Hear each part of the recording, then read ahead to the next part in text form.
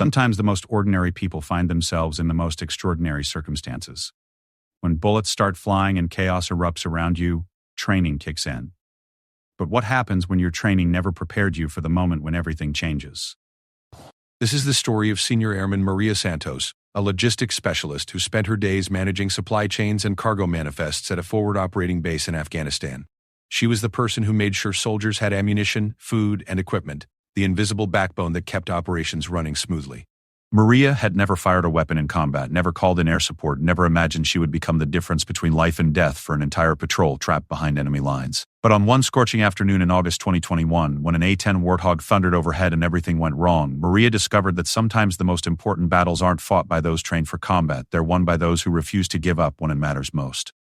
Senior Airman Maria Santos wiped the sweat from her forehead as she checked the inventory sheet for the third time that morning. The Afghan sun was already brutal at 8 in the morning, and the metal warehouses at Forward Operating Base Phoenix offered little relief from the heat that would climb past 110 degrees before noon.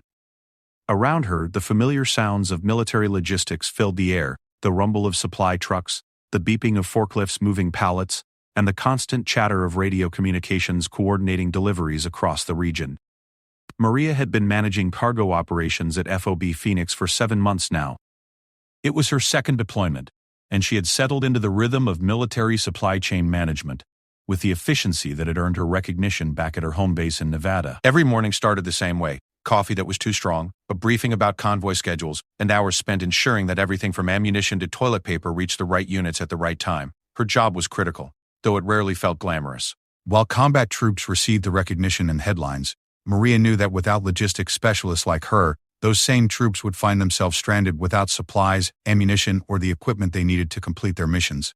She took pride in being part of the invisible network that kept American forces operational thousands of miles from home. The base was smaller than some she had worked at, home to about 800 personnel including soldiers, airmen, Marines, and civilian contractors. It served as a hub for operations in the southeastern region of Afghanistan, coordinating supply runs to smaller outposts scattered across hundreds of square miles of desert and mountainous terrain. Maria's warehouse complex sat near the airfield where cargo planes arrived daily with everything from spare vehicle parts to care packages from families back home. That particular morning, Maria was dealing with a challenging logistics puzzle. 3 different outposts needed resupply within the next 48 hours, but sandstorms had delayed 2 cargo flights, creating a bottleneck of critical supplies. Outpost Bravo was running low on medical supplies. Outpost Charlie needed ammunition for an upcoming patrol. Outpost Delta was completely out of water purification tablets, which could become a serious health issue within days.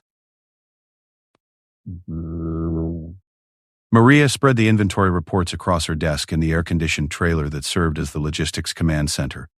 Charts covered the walls, showing convoy routes, delivery schedules, and a complex web of coordination required to keep remote outposts supplied. Her computer screen displayed real-time updates from transportation units across the region, a constantly changing puzzle of vehicles, aircraft, and human resources. She grabbed her radio and contacted Staff Sergeant Johnson, who was coordinating ground convoy operations from the motor pool. Johnson had been deployed 4 times and had developed an almost supernatural ability to navigate the bureaucracy and practical challenges of moving supplies through hostile territory. "Johnson, this is Santos. I need to talk through this supply situation. We have 3 priority deliveries and not enough convoy capacity to handle them all safely." Johnson's voice crackled back through the radio. "I was just looking at the same problem, Santos. Weather reports are showing possible sandstorms again tomorrow, which could ground air transport for another day if we wait for air delivery. Some of these outposts are going to be in serious trouble." Maria pulled up the convoy schedule on her computer. Ground transportation was more reliable than air transport during sandstorm season, but it was also more dangerous. The roads between FOB Phoenix and the outlying outposts passed through areas where insurgent activity had increased over the past month.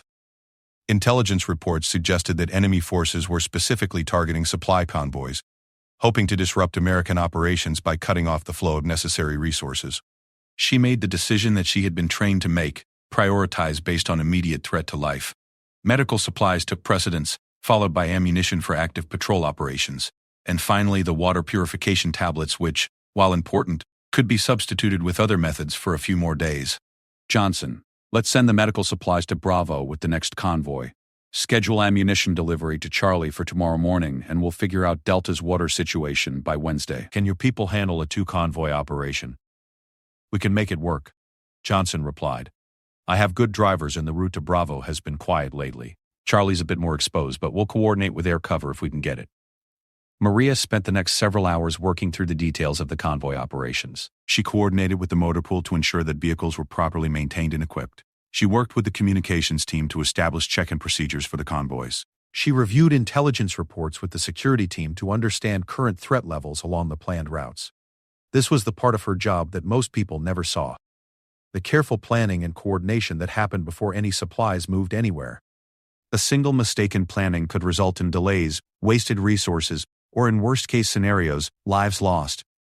Maria had developed a reputation for thorough preparation and attention to detail that made her one of the most trusted logistics specialists on the base. As the day progressed, Maria found herself thinking about the soldiers at the outposts who were depending on her work. She had visited most of the locations during her deployment, either to coordinate deliveries or to assess supply needs firsthand. She knew the faces of many of the people who would receive the supplies she managed, which made her job feel more personal and meaningful. Outpost Bravo was home to a small medical unit that provided health care not only to American forces but also to local Afghan civilians as part of humanitarian operations. The medics there had been dealing with an increase in civilian casualties from improvised explosive devices which had depleted their supplies faster than normal. Maria had worked with the unit's senior medic Staff Sergeant Rodriguez to identify exactly what supplies were most critically needed. Outpost Charlie housed an infantry unit that conducted regular patrols in a region known for insurgent activity. The ammunition they needed was for an upcoming mission that intelligence suggested was crucial for disrupting enemy operations in the area. Lieutenant Morrison, the unit commander, had personally called Maria to emphasize the importance of timely delivery. By mid-afternoon, Maria had finalized the convoy plans and communicated the details to all relevant units. The convoy to Outpost Bravo would leave at dawn the following morning, taking the most direct route through relatively safe territory. The convoy to Outpost Charlie would depart at first light on Tuesday, with coordination for potential air support from helicopters or fixed-wing aircraft if intelligence reports suggested increased threat levels. As she prepared to wrap up her day, Maria received a radio call that would change everything. Captain Williams from the Base Operations Center was requesting her immediate presence for an urgent briefing. The tone in his voice suggested that something significant had happened, though Maria could not have imagined how dramatically her routine day was about to become anything but routine. She locked her computer, secured the sensitive documents on her desk, and walked across the base to the operations center. The building was busier than usual, with personnel hurrying between offices and multiple conversations happening simultaneously on different radio frequencies.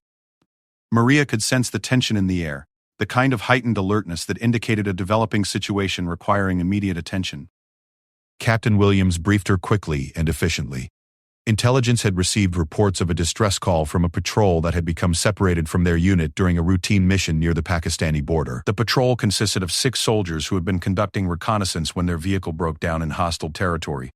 They had managed to establish temporary communication but were pinned down by enemy fire and unable to move to safety. The situation was complicated by the fact that the patrol was outside the range of immediate ground support from any nearby outposts. Helicopter rescue operations were not possible due to the high altitude and difficult terrain where the patrol was located. The only option was to coordinate a complex rescue mission involving multiple units and careful logistical support. Santos, we need someone with your logistics expertise to help coordinate this operation, Captain Williams explained. The rescue mission is going to require precise coordination of supplies, equipment, and personnel across multiple units. We need someone who understands the big picture of how all these pieces fit together. Maria felt a surge of adrenaline as she realized that her expertise in managing complex supply operations was suddenly needed for a life-or-death rescue mission. This was far outside her normal responsibilities, but she understood that in deployed environments, every service member needed to be prepared to contribute their skills wherever they were most needed. The briefing continued, with details about the stranded patrol's location, the enemy forces that had them pinned down, and the various military assets that could potentially be used in a rescue operation. Maria listened carefully, already beginning to think through the logistical challenges that would need to be overcome to successfully extract 6 soldiers from hostile territory in a remote mountainous region. As the sun set over Fob Phoenix that evening, Maria realized that her routine day of managing cargo deliveries had suddenly become something entirely different. The skills she had developed in coordinating complex supply operations were about to be tested in a situation where failure meant that 6 American soldiers might not make it home alive. She spent the evening reviewing maps, studying intelligence reports, and working with other specialists to develop a comprehensive plan for the rescue operation. The complexity of the mission required coordination between ground forces, air support, communications specialists, medical personnel, and logistics experts like Maria who could ensure that every element of the operation had the supplies and equipment needed to succeed. By the time Maria finally returned to her quarters late that night, she understood that the following day would test everything she had learned about military logistics in a situation where the stakes could not be higher. The cargo she managed had always been important, but tomorrow her work would directly determine whether 6 soldiers lived or died. Maria woke up before her alarm at 0400 hours, her mind already racing through the details of the rescue operation that would begin in just a few hours. She had spent most of the night reviewing the mission plan, but sleep had been impossible with the knowledge that 6 soldiers were counting on the success of an operation that was far more complex than anything she had previously coordinated. The operations center was already buzzing with activity when she arrived 30 minutes later. Multiple teams were preparing for different aspects of the mission, and Maria found herself at the center of a coordination effort that involved more moving parts than any logistics operation she had ever managed. The rescue plan required precise timing between ground forces, air support, medical evacuation capabilities, and communication systems that would all need to work flawlessly under combat conditions. Colonel Peterson, the base commander, had assigned Maria to work directly with Major Thompson, who was leading the overall rescue operation. Thompson was a seasoned infantry officer with 3 previous deployments and extensive experience in complex combat operations. He understood the importance of logistics in military operations, and had specifically requested someone with Maria's expertise to help coordinate the mission. "Santos, I need you to understand something," Major Thompson said as they reviewed the mission plan together. "This operation is going to push every system we have to its limits. We are trying to extract 6 soldiers from terrain that is almost impossible to reach while dealing with enemy forces that have had time to establish defensive positions. Your job is to make sure that every unit involved in this operation has exactly what they need, exactly when they need it." The stranded patrol was located in a valley approximately 40 miles from the nearest friendly outpost in mountainous terrain that made direct ground access extremely difficult. Intelligence reports suggested that the enemy forces pinning down the patrol numbered at least 15 fighters, possibly more, and they had positioned themselves advantageously in the high ground surrounding the valley where the American soldiers were trapped. The rescue plan involved multiple phases, each with its own logistical requirements. The first phase would involve airstrikes to suppress enemy positions and create an opportunity for the rescue force to approach the area safely. The second phase would require the insertion of a special operations team that could provide immediate security and medical assistance to the stranded patrol. The third phase would involve extracting all personnel using helicopters, which would need to operate in extremely challenging conditions. Maria's role was to coordinate the supplies and equipment needed for each phase of the operation. The airstrike phase required coordination with the Air Force to ensure that the correct munitions were available and that targeting information was properly communicated. The special operations insertion required specialized equipment including medical supplies, communications gear, and additional ammunition. The extraction phase required that medical evacuation helicopters were properly equipped to treat potentially wounded personnel during the flight back to base. She established a command post in the Logistics Coordination Center where she could monitor all aspects of the supply chain supporting the mission. Multiple computer screens displayed real-time information about aircraft locations, supply inventories, and communication status with all units involved in the operation.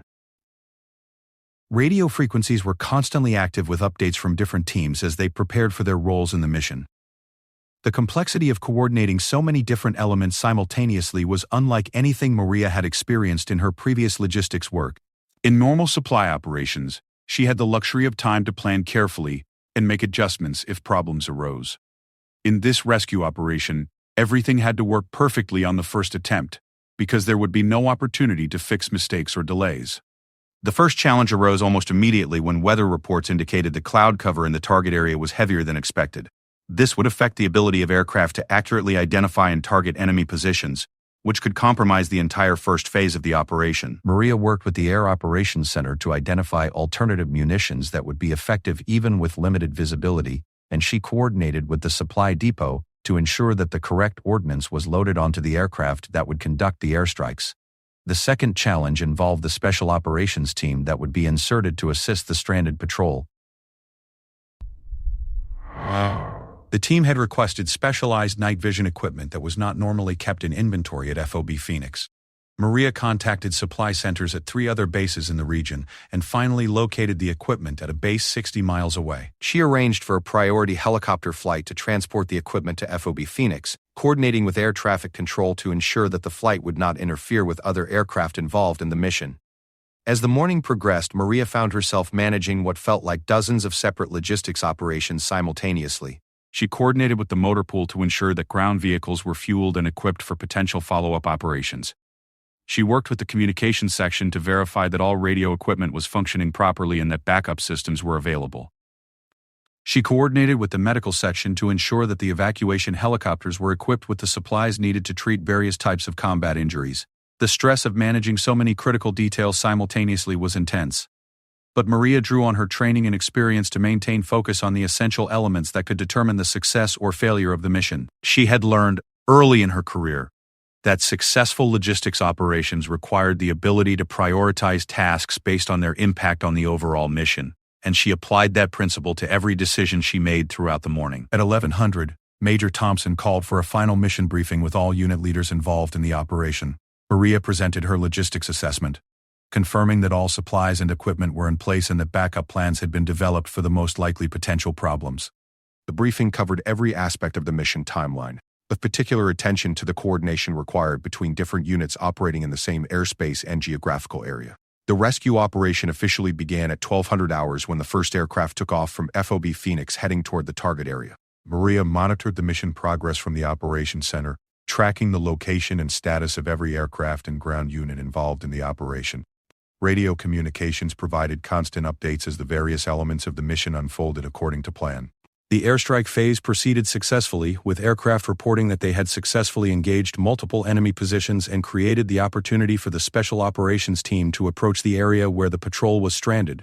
Maria coordinated with the Flight Operations Center to track the aircraft conducting the insertion, ensuring that they had current weather information and intelligence updates about enemy activity in the area. The Special Operations insertion also proceeded according to plan, with the team successfully reaching the stranded patrol and establishing a secure perimeter around their position. Radio communications indicated that 2 members of the original patrol had sustained injuries but were stable and could be moved safely. The Special Operations medic was providing treatment while the team prepared for the extraction phase of the mission. However, the extraction phase proved to be more challenging than anticipated. The helicopters assigned to evacuate the combined group of soldiers encountered unexpected enemy fire from positions that had not been identified in the initial intelligence reports. The helicopter pilots were forced to abort their first approach and return to a safe distance while the situation was assessed. This development created a new set of logistical challenges that Maria had to solve quickly. The extraction helicopters needed additional fuel if they were going to make multiple approach attempts. The Special Operations Team on the ground needed additional ammunition because the firefight was lasting longer than planned. Most critically, one of the injured soldiers required medical treatment that exceeded the capabilities of the team medic, creating an urgent need for more advanced medical evacuation. Maria immediately began coordinating solutions to these new challenges. She arranged for fuel trucks to meet the extraction helicopters at a forward refueling point. She coordinated with the ammunition depot to prepare additional supplies that could be delivered to the Special Operations Team if necessary. She worked with the medical section to identify alternative evacuation options that could provide more advanced medical care for the injured soldier. The situation on the ground continued to evolve throughout the afternoon as enemy forces proved to be more numerous and better positioned than intelligence reports had suggested. The Special Operations Team found themselves engaged in a sustained firefight while trying to protect the injured members of the original patrol and maintain a secure landing zone for extraction helicopters.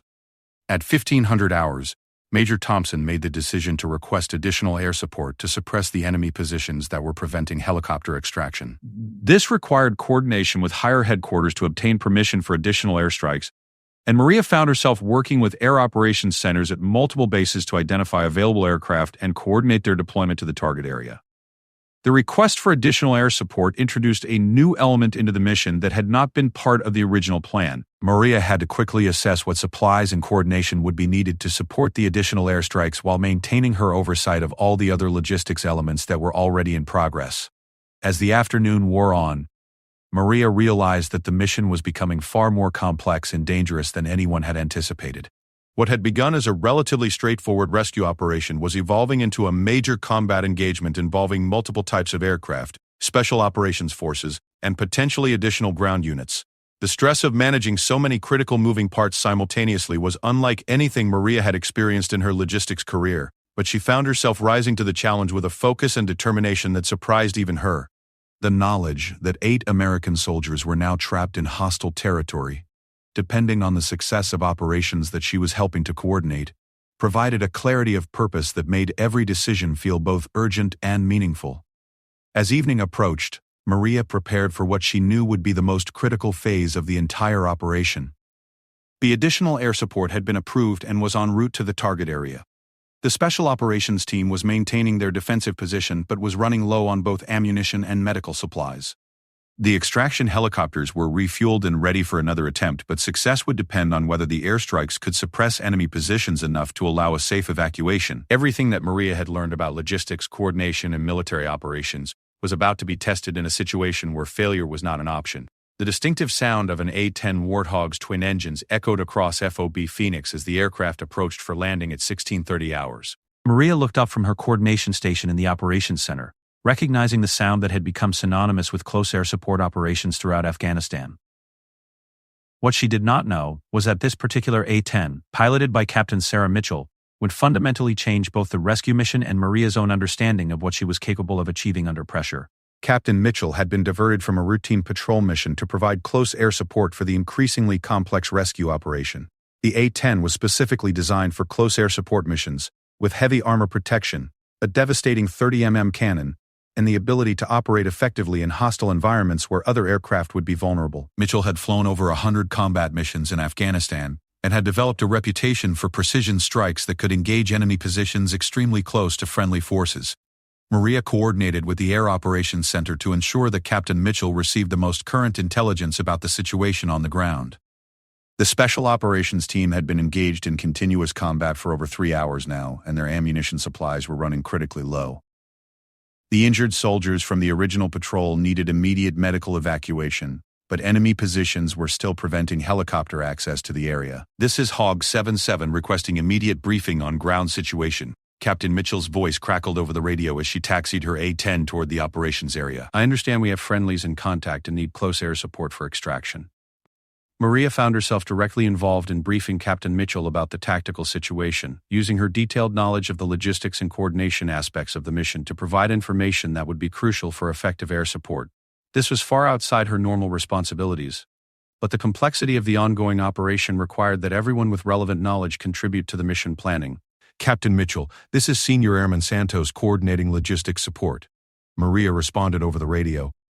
"We have 8 friendlies trapped in a valley at grid reference 41, RQR 12345 67890. Enemy forces are positioned on high ground to the north and east of the friendly position. Our ground team is running low on ammunition and we have 2 wounded who need immediate evacuation." The briefing continued with detailed information about the enemy positions that had been identified through reconnaissance in the previous airstrikes. Maria coordinated with the intelligence section to provide Captain Mitchell with the most accurate targeting information available, including the locations where enemy fire had been most intense and the areas where friendly forces were positioned. Captain Mitchell's experience with close air support operations became immediately apparent as she asked detailed questions about the tactical situation that demonstrated her understanding of how air power could be most effectively employed to support the rescue mission. She understood that her mission was not just to attack enemy positions, but to create the specific conditions that would allow helicopter extraction to succeed. "Santos, I need you to coordinate with the ground team to mark their exact position with smoke," Captain Mitchell requested. "I can provide precision fires, but I need to be absolutely certain about where our people are before I engage anything in that valley." Maria immediately contacted the Special Operations Team Leader, Staff Sergeant Williams, to coordinate the smoke marking that would allow Captain Mitchell to identify friendly positions from the air. This type of coordination between ground forces and air support required precise communication and timing, and Maria found herself serving as a crucial link between different elements of the operation. The coordination required Maria to simultaneously manage communications with the Special Operations Team, Captain Mitchell's A-10, the extraction helicopters that were standing by, and the operations center that was monitoring the overall mission. She had to track the locations of all friendly forces, understand the tactical situation on the ground, and ensure that all air support was coordinated safely and effectively. At 1700, Captain Mitchell began her first attack run on enemy positions that had been preventing helicopter access to the stranded soldiers. The sound of the A-10's cannon was clearly audible at FOB Phoenix even though the target area was 40 miles away, a testament to the power of the weapon system that was designed specifically for destroying enemy positions and vehicles. Hog 77 engaging targets on the northern ridgeline. Captain Mitchell reported over the radio. I have good visual on friendly smoke marker and am engaging enemy positions 200 meters north of friendly location. Maria coordinated with the extraction helicopters to ensure they were prepared to move immediately if Captain Mitchell's airstrikes were successful in suppressing enemy fire. The helicopter pilots had been standing by for hours, fully fueled and equipped with medical personnel, waiting for the opportunity to safely approach the area where the soldiers were trapped. The first airstrike achieved partial success, with Captain Mitchell reporting that she had destroyed at least 2 enemy fighting positions and forced enemy fighters to seek cover. However, enemy fire from other positions continued to prevent helicopter access, requiring additional airstrikes with more precise targeting of remaining enemy positions.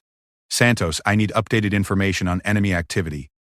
Captain Mitchell requested over the radio. The ground team needs to give me specific locations where they are still receiving fire so I can target those positions without endangering friendlies. This request required Maria to coordinate detailed tactical communications between the Special Operations team and Captain Mitchell, relaying specific information about enemy positions while ensuring that all communications were clear and accurate. The margin for error was extremely small, as any mistake in communication could result in friendly fire incidents or ineffective airstrikes. Staff Sergeant Williams, the Special Operations team leader, provided detailed information about remaining enemy positions through Maria's coordination center. We are still receiving heavy fire from positions approximately 150 meters northeast of our location, he reported. There appear to be at least 4 fighting positions along the ridgeline that were not hit in the first airstrike. Maria relayed this information to Captain Mitchell while simultaneously coordinating with the intelligence section to update the tactical map that was being used to track the locations of all friendly and enemy forces. This level of detailed coordination was essential for ensuring that subsequent airstrikes would be both safe and effective. Captain Mitchell conducted 3 additional airstrikes over the next 30 minutes, systematically targeting each of the remaining enemy positions that were identified by the ground team. Her precision flying and accurate targeting gradually eliminated the enemy forces that had been preventing extraction, creating the opportunity for helicopter evacuation that had been the goal of the entire rescue operation. Hog 77 to all stations, I am observing significantly reduced enemy fire in the target area. Captain Mitchell reported at 17:30 hours. Recommend extraction helicopters move to approach position and prepare for immediate evacuation. Maria immediately coordinated with the extraction helicopters to begin their approach to the landing zone. The helicopter pilots had been monitoring the airstrikes and were prepared to move quickly if conditions allowed for safe extraction. The success of the evacuation would depend on whether Captain Mitchell's airstrikes had been effective enough to allow helicopters to operate safely in the area. The extraction helicopter call sign Dustoff 31 reported successful approach to the landing zone at 17:45 hours. The pilot confirmed that he was not receiving enemy fire and that the ground team was prepared for immediate evacuation of all personnel. The helicopter was equipped with advanced medical equipment and trained flight medics who could provide critical care during the flight back to FOB Phoenix. Dustoff 31 on final approach to landing zone, the helicopter pilot reported. Ground team is marking landing zone with smoke and I have visual on all personnel. Request immediate medical evaluation upon landing. Maria coordinated with the medical section at FOB Phoenix to ensure that trauma surgeons and advanced medical equipment were standing by to receive the wounded soldiers immediately upon the helicopter's return. The 2 injured soldiers from the original patrol had been trapped for over 6 hours and needed immediate advanced medical care that exceeded the capabilities of field medics. The extraction proceeded flawlessly, with all 8 soldiers successfully evacuated from the hostile area and transported back to FOB Phoenix. The helicopter landed at the base medical facility at 18:15 hours, where trauma surgeons immediately began treating the 2 wounded soldiers, while the other personnel were evaluated for potential injuries or medical issues related to their extended exposure to combat conditions. Captain Mitchell conducted one final reconnaissance flight over the area to ensure that no additional enemy forces were present and that all American personnel had been successfully evacuated. Her airstrikes had eliminated or dispersed the enemy forces that had trapped the patrol, and the area was confirmed to be clear of both friendly and enemy personnel. Mission accomplished, Major Thompson announced over the radio at 18:30 hours. All personnel successfully evacuated with no additional casualties. Recommend Hog 77 for recognition for outstanding close air support that made this extraction possible. As Maria finally stepped away from the coordination station where she had spent the entire day managing one of the most complex logistics and coordination challenges of her military career, she realized that the experience had fundamentally changed her understanding of what she was capable of achieving. The routine cargo management skills that she had developed over years of military service had proven to be directly applicable to life-and-death combat operations when they were most needed. The rescue mission had required her to coordinate simultaneously between ground forces, multiple aircraft, intelligence sections, medical personnel, communications specialists, and command authorities at multiple levels. She had served as a crucial link between different elements of a complex military operation, ensuring that critical information flowed accurately and efficiently between all participants. More importantly, Maria had discovered that the attention to detail, systematic thinking, and coordination skills that made her effective at managing supply operations were exactly the same skills that were needed to support complex combat operations. The difference was not in the skills themselves, but in the stakes involved when those skills were applied to saving lives rather than managing cargo. Captain Mitchell sought out Maria after the mission debrief to personally thank her for the coordination support that had made the airstrikes possible. Santos, I want you to know that the coordination you provided today was as professional and effective as anything I have experienced working with dedicated air liaison officers, she said. Your ability to manage all those communications simultaneously while keeping track of the tactical situation made my job possible. The 2 wounded soldiers from the original patrol were successfully treated and evacuated to a major medical facility in Germany within 24 hours of their rescue. Both made full recoveries and returned to duty within 3 months.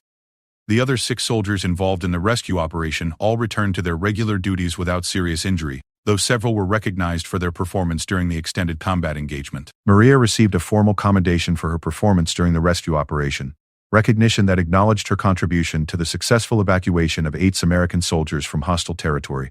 However, the real recognition came from her fellow service members who had witnessed her performance under pressure and understood the crucial role she had played in the mission's success. The experience changed Maria's perspective on her role in the military and her understanding of how individual skills and expertise could be applied in unexpected ways when circumstances demanded it. She had begun the day as a logistics specialist managing routine cargo operations, and ended it having played a crucial role in a complex combat rescue mission that saved 8 lives. More than anything else, the experience taught Maria that the most important military capabilities were not always the most obvious ones. The A-10 Warthog's firepower had been essential for suppressing enemy forces, but the mission's success had also depended on the careful coordination and systematic thinking that had been developed through years of managing seemingly routine logistics operations. Maria continued her deployment at FOB Phoenix for 4 more months, returning to her regular duties managing cargo and supply operations. However, she was frequently called upon to assist with coordination for complex operations that required her demonstrated expertise in managing multiple moving parts simultaneously. Her experience during the rescue mission had established her reputation as someone who could maintain clear thinking and effective coordination even under the most intense pressure. When Maria returned to the United States at the end of her deployment, she carried with her a profound understanding that military service often called upon individuals to contribute their skills in ways that could not be predicted or planned in advance. The cargo management specialist who had never fired a weapon in combat had discovered that her expertise was essential for missions where lives hung in the balance, and that discovery changed her understanding of both her own capabilities and the nature of military service itself.